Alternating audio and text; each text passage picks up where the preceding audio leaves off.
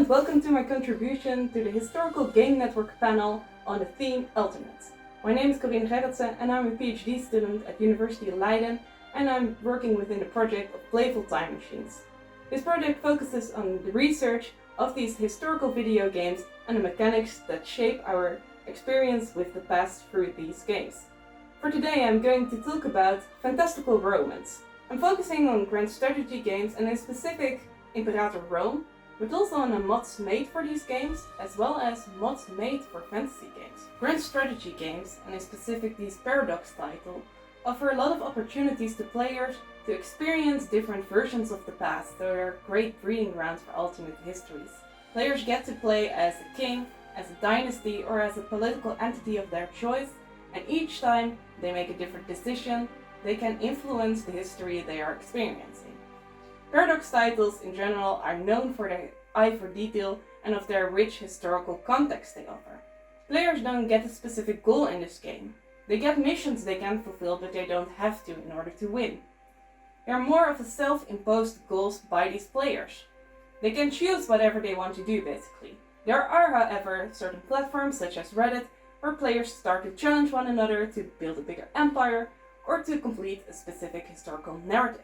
The decision what goal to take can also be influenced by configurative historical resonance, in which a player actively tries to recreate history to the best of their knowledge, or disconfigurative historical resonance, in which a player tries to actively seeks out to create an alternative history. Now for the Romans, this means in the first case that the player might try to recreate the Roman Empire as closely as possible, and in the second case, this means that the player might take on the role of barbarian or Carthaginian to beat the Romans. It may also mean that they try to save Rome from the fall that happened in the 5th century. Now, these type of counterfactual histories might actually make a player feel more victorious, since they are bettering history, since they can do something that the Roman Empire, for example, might not have been able to, or the barbarians in that case, or the Carthaginians. Now I want to talk about modifications of Imperator Rome. Mods are small or bigger changes to the game and are distributed on places like the Steam Workshop, so that they are also available for other players to incorporate in their games. Now some of these mods actually create new historical elements, as is the case of this mod that is called Interesting Histories. This mod adds short historical introductions to 44 nations at Imperator Rome's stardate. These include new visuals showing what life could have looked like for each featured nation on the 1st of October 304 BCE. The second type of mod that is really common in Steam Workshop are the ones that are dealing with the fall of the Roman Empire. Now these mods are really trying to create a story that the fall of Rome was one of the biggest historical challenges, and to beat the odds and to actually become out victorious as the Roman Empire is one of the greatest challenges one can face and pull off, and actually be better than history. The third type of mod is the one that is dealing with the question, what if the Roman Empire never fell? And we can see that not only in this game, but we can see that in other Paradox titles as well. For example, in Europa Universalis 4, in which there is a mod that really asks the question, what if the Roman Empire survived and actually made it to 1444?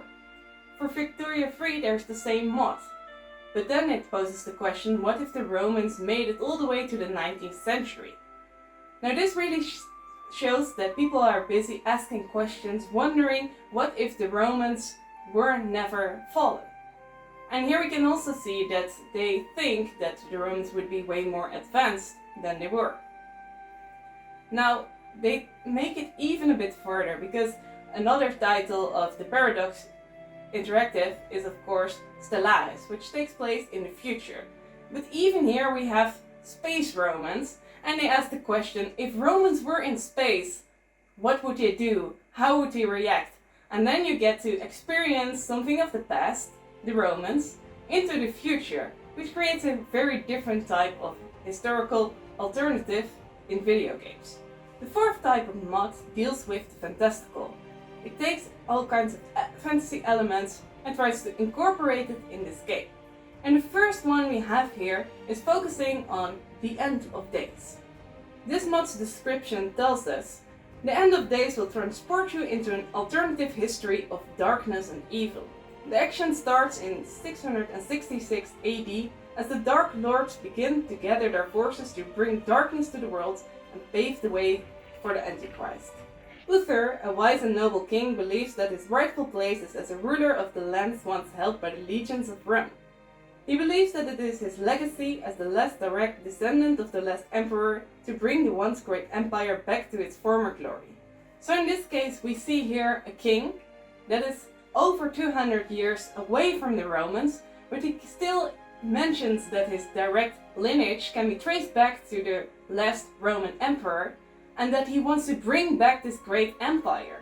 In a world where we have vampires, where we have Dracula, where we have monsters, it is still important to recreate this idea of glory of the empire. And last but not least, we have two settings which are very popular. The first one is Skyrim and the second one is Lord of the Rings. These two fantastical worlds are now incorporated in the game of Imperator Rome and completely overhaul the game to something new, and you get to create these new type of histories, alternative histories, not of our own worlds, but of the histories that were canon in the worlds of Skyrim, the worlds of Lord of the Rings. You're still creating new alternative histories, but now within not a historical realm, but a fantasy realm. But this is not a one-way street. While fantastical elements may end up in games like Imperator Rome, Roman elements end up in fantasy games all of the time. And we see that in mods from Mount & Blade Bannerlord, Mount & Blade Warband, Fallout 4, Monster Hunter World, and Dark Souls. Now the changes these mods bring can be quite small, such as a sword or armor, but they also can be bigger or more elaborate. For example, in Fallout 4 we can see these Latin notes hidden throughout all of the world that apparently contain some kind of sage words from the Romans. We can also see in Skyrim that people really started adding more and bigger things. For example, you still have your helmet, your sword, your Roman clothing, but you also get things like imperial bathing houses, a villa of a Roman general you get to visit, and even this third one that creates an entire place of the antique city. It tells us, attention history students, now you can visit the section of ancient Rome from within Skyrim. You will be magically transported to ancient Rome, where you can engage fighting in the arena, visit the temple, visit Trajan's bath, or sleep in Caesar's palace. Now this clearly shows us that there's an ancient part of history hidden within this fantastical realm.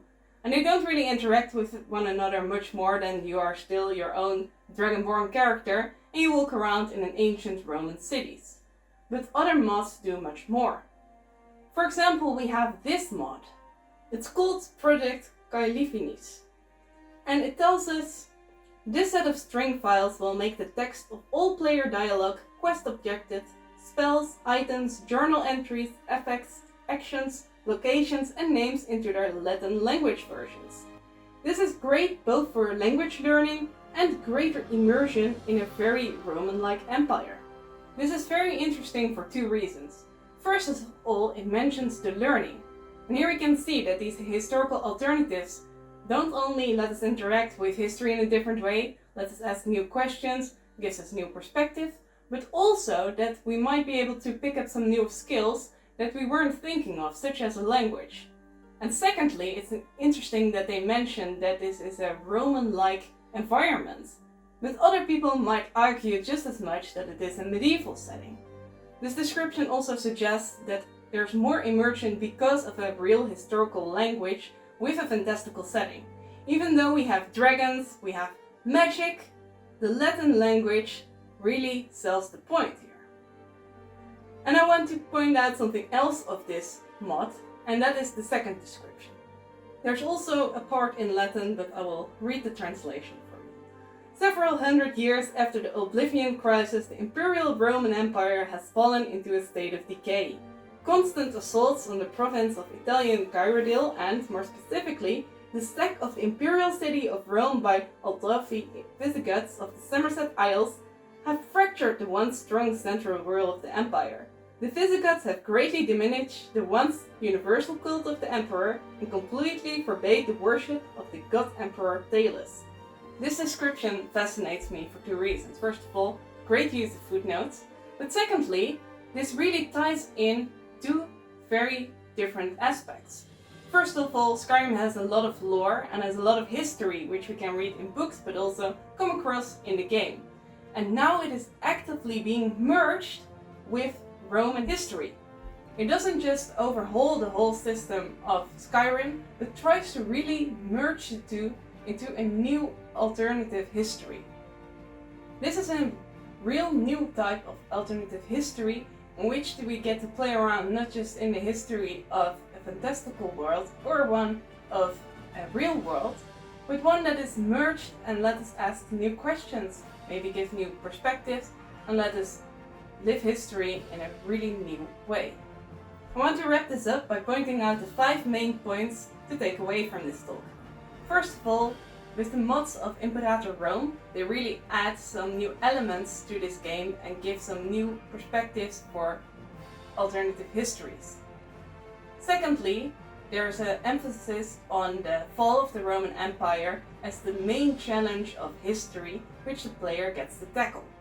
Thirdly, we see the fantasy of what if the Roman Empire never fell, and we get Romans that are in every possible historical setting, or even in science fiction setting, for Stellaris. And fourthly, we see that the Romans end up in all kinds of fantasy games, which allows us to ask new questions, employ new perspectives, and we see that all kinds of their history, their symbols, and mainly their fall is incorporated in different ways, sometimes even merging with the history of a fantasy world. And lastly, we see this new kind of alternative history which really combines historical elements and fantastical elements into one cohesive whole. I want to thank you for listening to this video, and if you want to give any of the mods a try, I hope you enjoy them.